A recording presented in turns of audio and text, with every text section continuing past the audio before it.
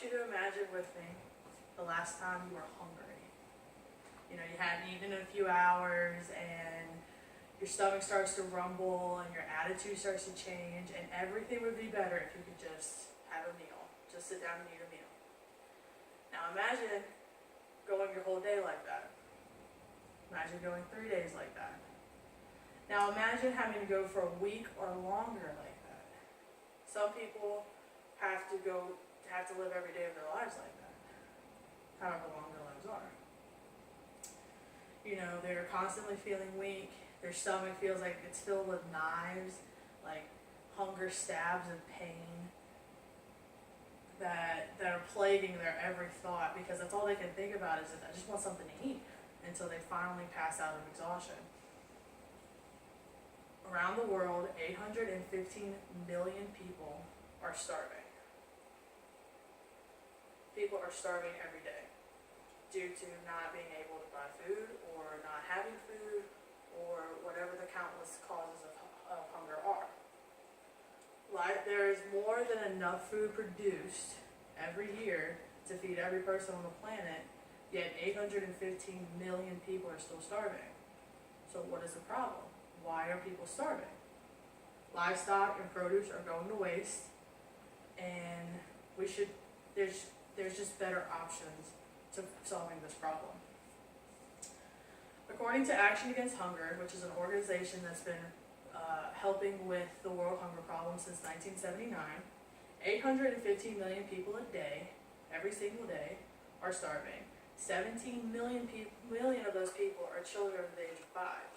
So it's a worldwide epidemic, from the United States to India to Africa to all these places that we think of when we hear hunger. We think of these destitute places, but it's happening here in the United States. It's happening all over the world. Hunger has two main root causes of hunger, which are poverty and conflict. Poverty obviously is like a generational poverty where your parents didn't have enough food for you to eat and you couldn't find a job because of that, and this generational thing of poverty that you cannot afford food. But there's also conflict, like warlike destruction, and also natural disasters. Like in 2011, Japan had a huge tsunami, which misplaced millions of people, homeless, hungry, things like that. What I have found is that a very viable solution to this problem is looking into sustainable food sources. And according to Danielle Nierenberg of Food Tank News, it takes 1,799 gallons of water to raise 1 pound of beef. And it takes 576 gallons of water to raise 1 pound of pork. Now, people think, well, let's just use produce. Well, it takes 218 gallons of water to raise 1 pound of soybeans and 108 gallons of water to raise 1 pound of corn. Many places do not have access to clean water to do that, much less any water to do that. In places like Africa and even Siberia, they just don't have water to do that. They don't have the resources. They don't have the land. They don't have the food to feed their food. They don't have things like that. So, growing things like crickets, like ranching and farming crickets, takes a fraction of the resources, because comparatively, a few hundred square feet of area could raise upwards of thousands of crickets, where it would take acres of land to raise cattle.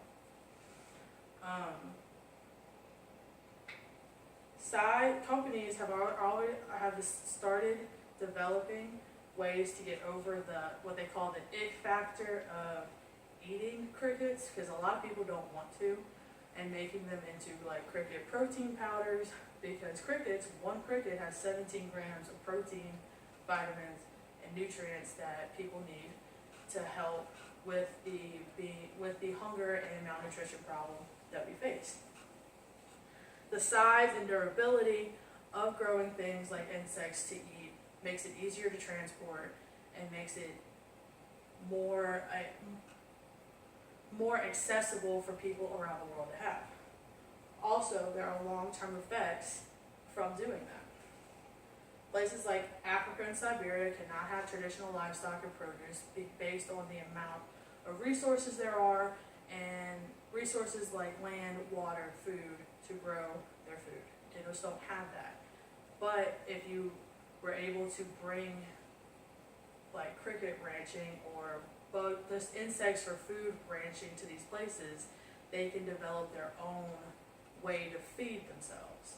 It's kind of the principle of give a man a fish, he eats for a day, but if you teach a man a fish, he eats for the rest of his life. It's kind of that principle.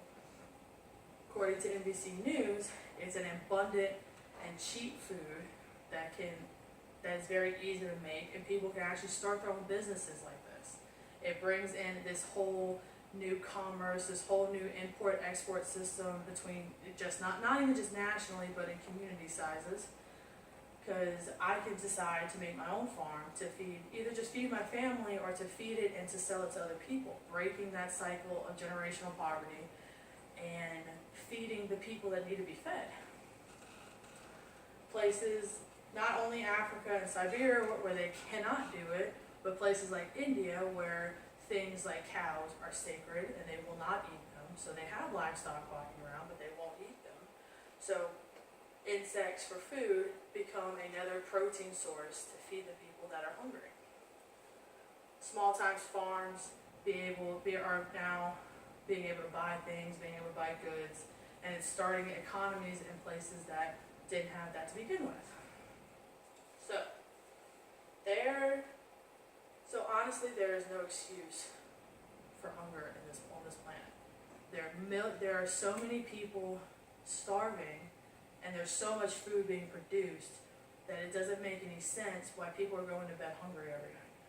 We produce way more than we need to for the people who are able to buy it, but we're not able to get the extra food, the wasted food to people who can't.